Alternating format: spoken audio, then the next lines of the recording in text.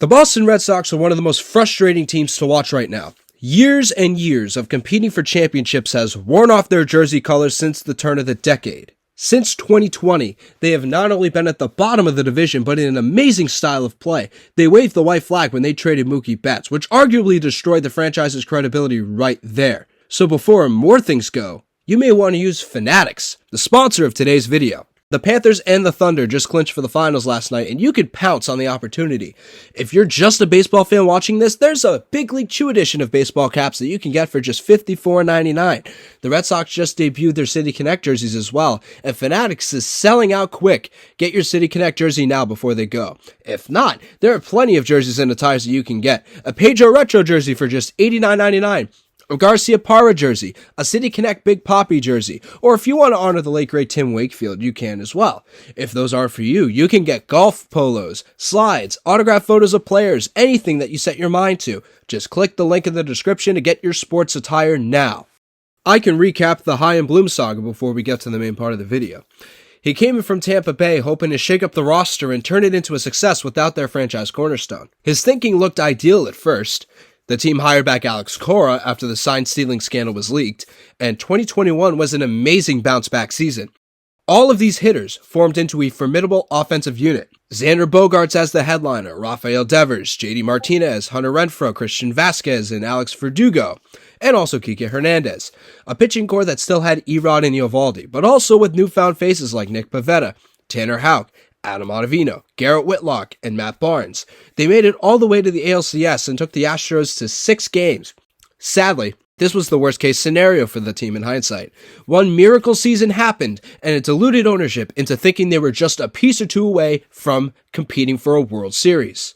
That's why he went after Trevor Story and Masataka Yoshida in back-to-back years to big contracts. However, Erod and Eovaldi had left by 2023, and all that was left of their hitting core was Verdugo, Kike, and Rafi. While Devers became a cornerstone after his amazing 2021 postseason performance, basically hitting off of one arm, Kike and Verdugo had regressed hard. Both left, either by trade or in free agency before the 2024 season.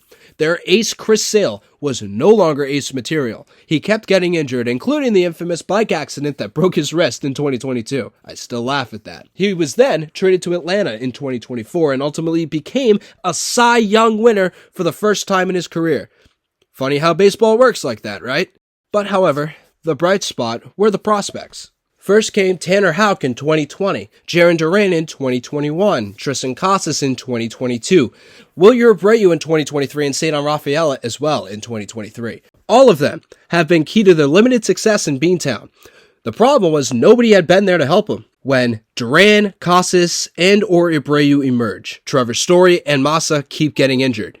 Story in particular had been injured for a total of 323 games since he signed with Boston in 2022. Nowadays, he's sucking the life out of everything. He can't get quality at bats, nor is his power the same as it was in Colorado. He had a hot start to the season where we thought he would finally be back to his old self. Then came the slump. Since April 22nd, he's been hitting 127, just 1 home run, 1 double, and only 15 hits out of his 127 plate appearances, and that is including 41 of his strikeouts.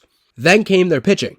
All for except 2024, the Red Sox have been in the bottom 10 in team ERA over the past 4 years. Their pitching has stagnated, and only Tanner Houck and Cutter Crawford, probably a little bit of Brian Bayo, have thrived. This is when ownership had enough and tried to find a set course. They wanted to add for a championship, finally opening the pockets for the first time since 2018. They signed Alex Bregman and Walker Buehler, and made a big game trade to the White Sox for Garrett Crochet. Apparently, John Henry was heavily involved in the Bregman sweepstakes too, so there's something. This is where fans saw the light and said this team has a chance. With their deeply rooted farm system and endless depth throughout the roster, could make the big dance again.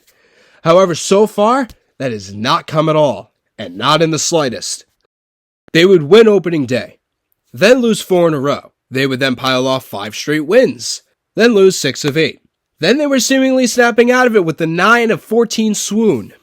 However, they would lose 4 of 5, and it's been repeated again and again, every single time. So far, they're 10 and 15 in May, and with an 11-16 record on the road. And this is all without playing the Yankees, whom they're playing in June twice. Why is that the case? It's not a one-sided problem. It's an everything problem. The hitting does amazing one day. It then turns to puke the next. That same day, the pitching is excellent, but gets no run support. Devers had an 0-for-19 hitless streak at the plate to start the season. Tanner Houck is statistically one of the worst pitchers in baseball. Tristan Casas tore his patellar tendon and is out for the season. Walker Buehler's injury history keeps coming back to bite him. And now, Alex Bregman has a significant injury to his right quad. Apparently, it's the same issue he dealt in 2021 with Houston, where he missed over 50 games. The only people that are doing anything right now are Crochet, Abreu, Duran, Chapman, Devers, and maybe Christian Campbell or Carlos Narvaez. They have a solid bullpen, but they've been used constantly due to their bottom three of their starting rotation not getting past the fifth inning. Because of this, they have been underperforming. So now the question is, how will this be resolved? Since Bregman's injury, they immediately called up number 2 prospect Marcelo Meyer in his place. So far, he's transitioned well. Next is for them to call up Roman Anthony. However, he may be stuck. I say stuck only because Rafaela is having a platinum glove caliber season in center field. If his bat declines any further, however, they may just pull the plug and use him as a utility man like they once did with Brock Holt. At least that's my thinking. What sucks is that he should have been called up by now, but thanks to Bloom overloading the prospects at his tenure, the outfield is now stacked. While it's a good problem to have, you can't just let the number 1 prospect in baseball just rot in AAA. This was something I kept at the back of my head. Oh, well, what if they fail? Maybe they're going to go back to their middling ways and just be a 500 club. Well, so far they're proving my point. They're not going anywhere with Alex Cora. The man won in 18, yes, but even I could have won with them as a manager. He hasn't proved anything afterwards. 2 playoff wins in almost 7 seasons since.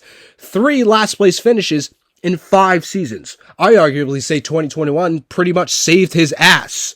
He obviously has lost the locker room, and he's let drama stir around him until it's far too late. He's like Aaron Boone with the Yankees, and sadly, he doesn't make the playoffs every year like he does. He and Peter Fatsi needed to be fired yesterday, and I'm not just saying this because I feel this way.